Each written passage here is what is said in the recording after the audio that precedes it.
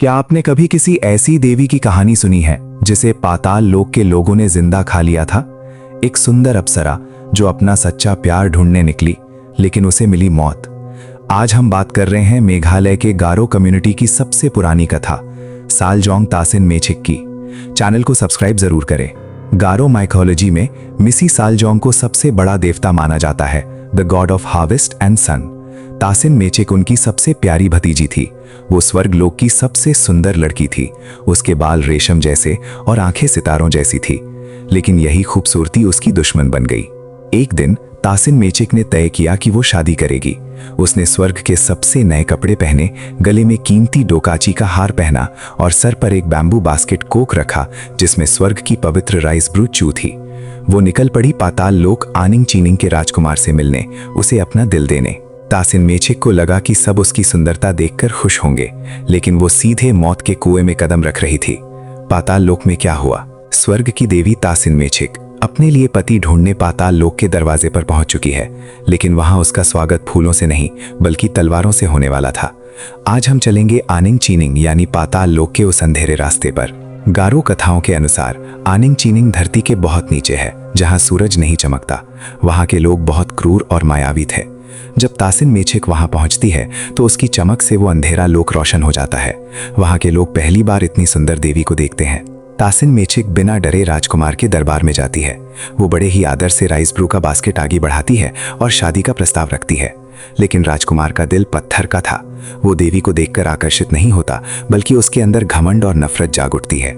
राजकुमार ने ना सिर्फ उसका प्रस्ताव ठुकराया, बल्कि सैनिकों को एक खौफनाक आदेश दे दिया।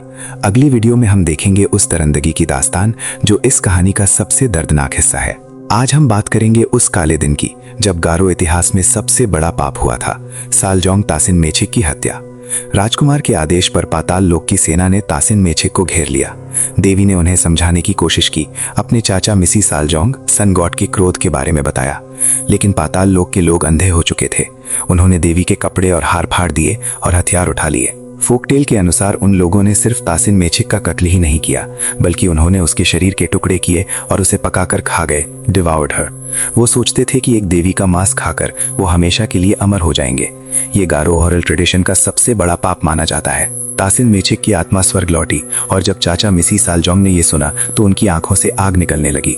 अब क्या होगा? क्या देवता बदला लेंगे? जब एक निर्दोष भतीजी का खून बहता है तो देवताओं का क्रोध प्रलय बन जाता है।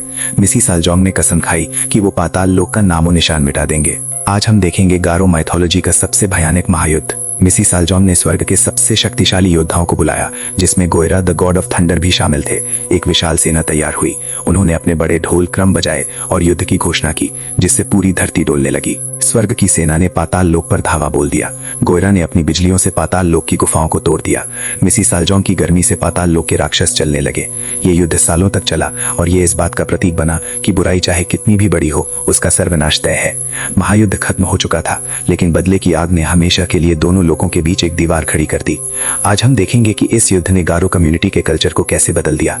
इस युद्ध के बाद मिसी सालजोंग ने पाताल लोक के रास्ते सील कर दिए। गारो बिलीव्स के मुताबिक आज भी जो बुरी आत्माएं या बीमारियां धरती पर आती हैं, वो उसी पाताल लोक का अंश है। लेकिन इस कहानी का एक खूबसूरत पहलू भी है जो आज भी मेघालय में दिखता है। तासिन मेछिक को गॉडेस ऑफ हार्वेस्ट, खेती की देवी माना जाता है। उनकी याद में और मिसी सालजोंग को शुक्रिया कहने के लिए गारो लोग हर साल अपना सबसे बड़ा फेस्टिवल मनाते हैं, द वंगाला फेस्टिवल।